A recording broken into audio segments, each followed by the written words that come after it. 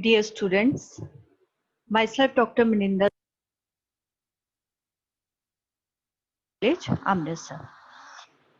This is the lecture which is of interest to graduation classes, and our topic for today's discussion is condensed matter physics topic, crystalline solids and crystalline structures. So dear students, the very first thing that comes to our mind is what is condensed matter physics? Condensed matter physics है क्या? So condensed matter physics is that branch of physics which deals with macroscopic and microscopic physical properties of matter. Moreover, it is concerned with the condensed phases. Which are the condensed phases? In which the constituent number of constituent particles is large. Moreover, the interactions between those constituent particles are also strong. And the examples of these condensed phases are solids and liquid. Then the next question that comes to our mind is, why do we study condensed matter physics? What is the importance of this condensed matter physics? So, dear students, the very first point and very important point is because it explains the world around us. It answers the questions like, why are metals shiny? Why is glass transparent? Why is water a fluid? And why is rubber soft and stretchy? All such questions are answered by the study of condensed matter physics. And the most important point in this study is that it's a very useful study. Why it is a useful study? Because with the study of condensed matter physics, we can engineer the new materials and we can exploit their properties to change our world and our society completely. Few examples are, these examples are new inventions in the semiconductor technology. This semiconductor technology enables the electronics industry, which further revolutionized the computers, iPhones, and everything else we now take for granted. Now, dear students, coming to our point, that what are the various types of matter? And you all are knowing that there are four types of matter. The first form of matter that we know is the solid state. That the solids. And how solids are characterized? These are characterized by a very large number and closely packed atoms. Moreover, these atoms are strongly bonded. Next come the liquids. Liquids, they have less number of constituent particles than the solids, and moreover, bonds in this case are bit weaker than the solids. And then comes the gases. Gases, they have very less strong bonds as compared to the solids. That's why the particle is in the gaseous form, that is interactions are very less. Then here is a fourth form of plasma. What is this fourth form of plasma? That when that the material or the phase is decomposed into its core and the electrons are freed from it. Here I would like to quote one example. That is when lightning happens, then due to the effect of that lightning, the molecules present in the air, they get ionized, and here we can see or we can exemplify the fourth state of matter, that is the plasma. That is the core of the atom with a positive charge is dissociated, and electron, they are free comparatively, and they are freed from that bound atom. Now, in our syllabi of condensed matter physics, basically we will be concerned with the solids and liquids. So here we will be discussing more about the solids. So there are two types of solids. One type of solid is called the crystalline solid, and other type is the amorphous solid. So as you can see in the slide here, that a crystalline solid, it is a regular arrangement of certain pattern. That is, the same pattern is being repeated throughout the material. And the example is the rock salt. And in contrast to crystalline solid, amorphous solids are more irregular ones. That is, atoms and or ions or molecules, they are randomly arranged. There is no particular arrangement which is repeating itself. So we can more discuss it. Crystalline solids behavior we can compile like this, that crystalline solids, they have ordered arrangement of atoms or ions or molecules. Moreover, there is a single unit that repeats itself to construct the crystalline material, and this repeating unit is called the unit cell of the structure. Then we come to the amorphous solids. In case of amorphous solids, we have not seen any ordered arrangement of atoms, ions or molecules. Moreover, there is no single unit there that is repeating itself. So there is no single unit cell, or there is, we can say that here is no unit cell prevailing in an amorphous solid. Then crystalline solid structure. So dear students, the general description of a crystalline structure, it starts with the mathematical definition of one quantity, and that quantity is called as a lattice. So we will shortly know what we mean by a lattice. So lattice is a set of regularly spaced, a lattice is a set of regularly spaced points, and the position of any point in the lattice with respect to origin is expressed in terms of distance between two nearest points, which is also called the permittive lattice vector. So these things we will be more, that is, and we will be understanding in a more lucid way in the coming slides. And moreover, the third property of lattice is that in a lattice, each point possesses identical surrounding. So these three properties, that a lattice is a set of regularly spaced points, and the position of any point in the lattice, it can be expressed as permittive lattice vectors. And third, that each point possesses identical surroundings, we will be exemplifying here. Now, here, the first arrangement shows the one-dimensional lattice. One-dimensional lattice, here you can see the red points which are regularly marked. These red points are basically the lattice points, and the distance between them, that is distance between two neighboring red points, is all equal. That is equal to B.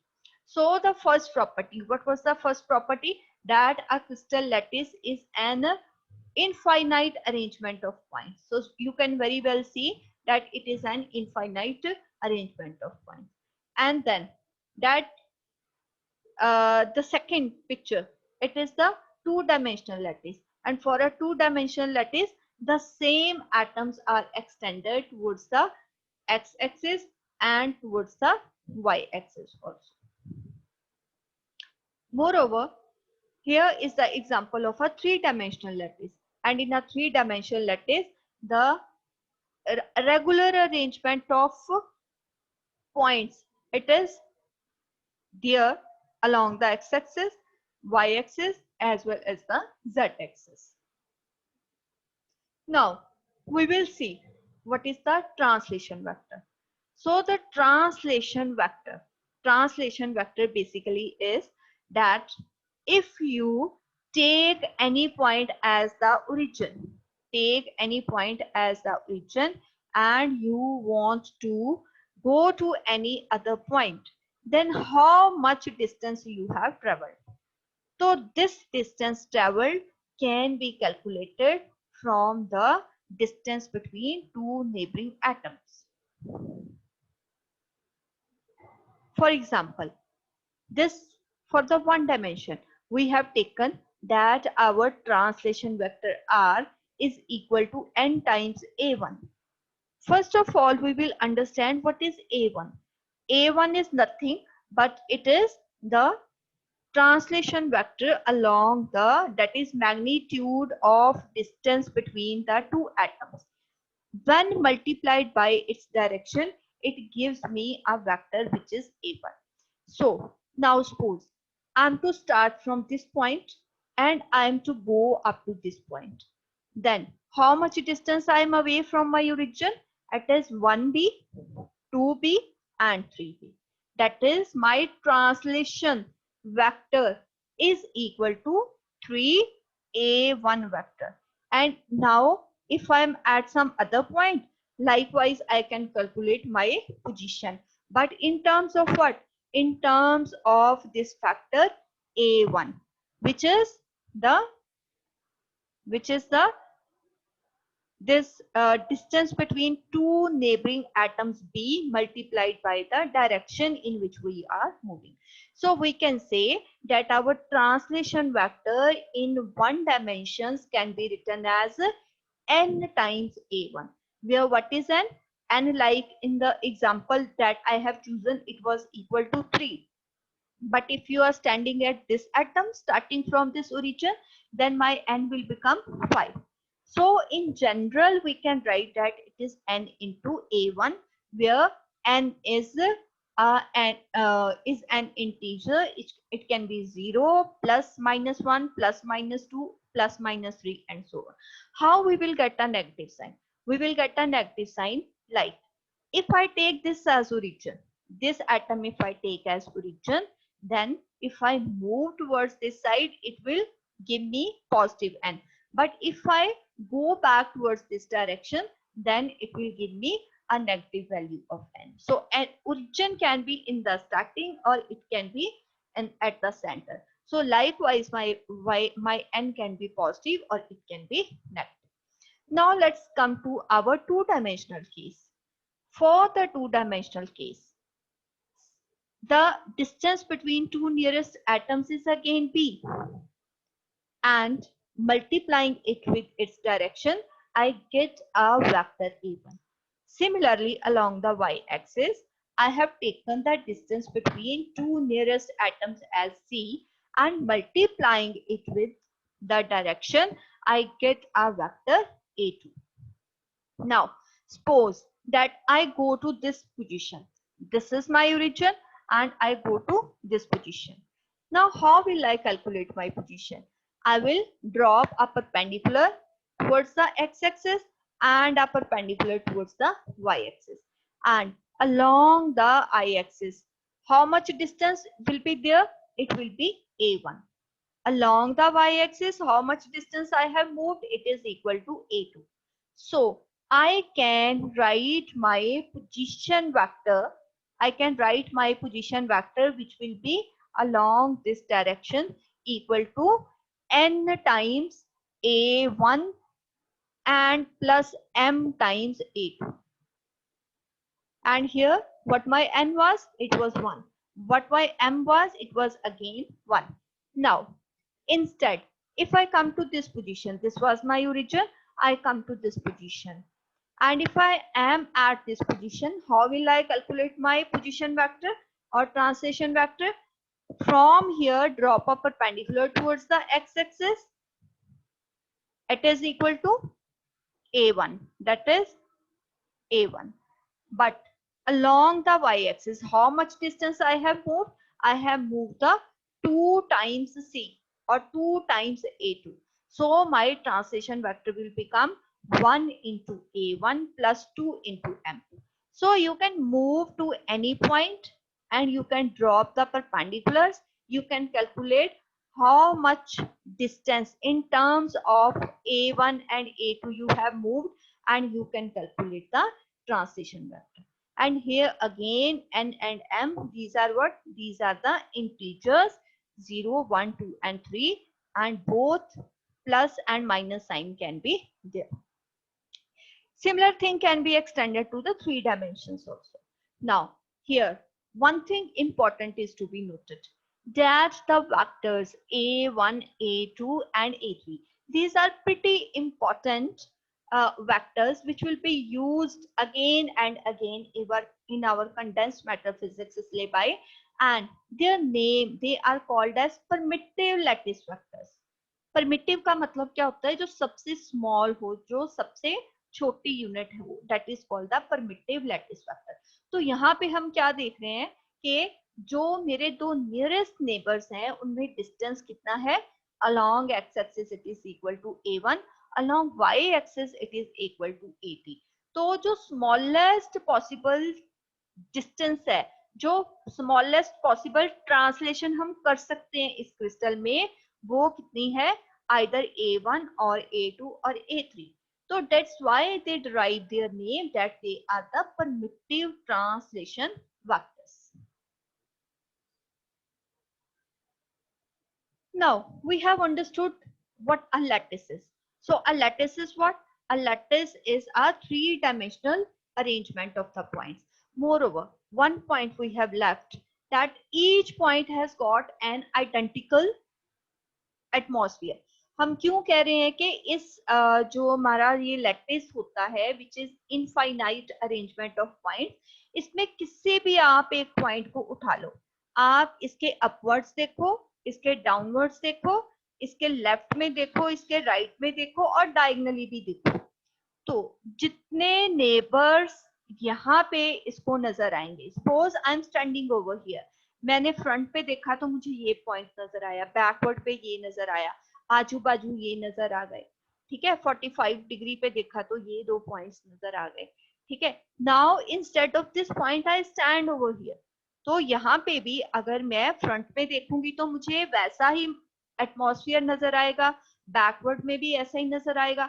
तो because it's a regular arrangement of points, तो if you walk along this form of lattice, तो आपको क्या लगेगा कि कुछ भी change नहीं हो रहा, that is atmosphere of point over here or point over here, it is the same. So this point I left, so I have discussed it. Now what is the crystal structure now? So crystal structure, it is not the lattice only, it is the lattice plus basis. Now we are to define what basis is. So basis is atoms or group of atoms attached to a lattice point. Here I will be quoting one example. Let us suppose you are sitting in the classroom. तो classroom में मान लो हमने एक एक metre के distance पे chairs arrange करके रख दी. जो चेयर्स अरेंज्ड है वहां पे फिक्स्ड है, वो बन जाता है मेरा लैटिस. अब मान लो वहां पे ग्रेजुएशन की कोई क्लास आके बैठी, तो that graduation class students is my basis. तो arrangement of chairs and students from graduation class, this becomes my one crystal structure. अभी क्लास ओवर हो गई और वहां पे चेयर्स वही रही, बट वहां पे स्टूडेंट्स आके बैठ गए पोस्ट ग्रेजुएशन के, तो अब क्लास का सारा सीन चेंज हो गया, राइट. तो lattice is what, it's a fixed position of points. But basis क्या है, बेसिस जो एक्चुअल एटम्स या ग्रुप ऑफ एटम्स अटैच होते हैं लैटिस पॉइंट्स पे, that is called the basis. और जब लैटिस प्लस बेसिस को आप इकट्ठा कर दो तब जाके आपके पास क्या आता है, क्रिस्टल स्ट्रक्चर. यहाँ पे ये पिक्चर हम देखें, ये मेरे पास है lattice, space lattice, that is the lattice point. अब यहाँ पे अगर हर एक लैटिस पॉइंट पे हम बेसिस, जो कि एक बिग एटम और एक स्मॉल एटम है, one atom being denoted by this black colour and other atom with a red colour. तो ये जो पूरे का पूरा ये बेसिस है, इसको अगर हर एक पॉइंट पे हम रखते तो जो सीन या जो स्ट्रक्चर निकल के आएगा, that will be my crystal structure. So in nutshell we will say that space lattice plus basis it gives rise to the crystal structure. तो dear student, यहाँ पे एक बात important है जो समझने वाली है कि देखो नेचर में क्या है, the space lattice may remain fixed. अब यहाँ पे जो हमने ये लैटिस देखा है ना, it is just one form, इसमें कई तरीके के लैटिस हो सकते हैं, बट एक लैटिस को यूज करके और उस पर डिफरेंट डिफरेंट बेसिस को फिट करके बहुत सारे क्रिस्टल स्ट्रक्चर जो है वो बन सकते हैं. So space lattice can be fixed but bases can vary to give different crystal structures. So this way nature creates many crystal structures by using different bases and same space lattice. But here is not a single space lattice. बस एक ही तरीके की space lattice नहीं है. Space lattice और भी कई तरीके की होती हैं जो next आने वाले lectures में हम discuss करेंगे. So thanks for watching this video.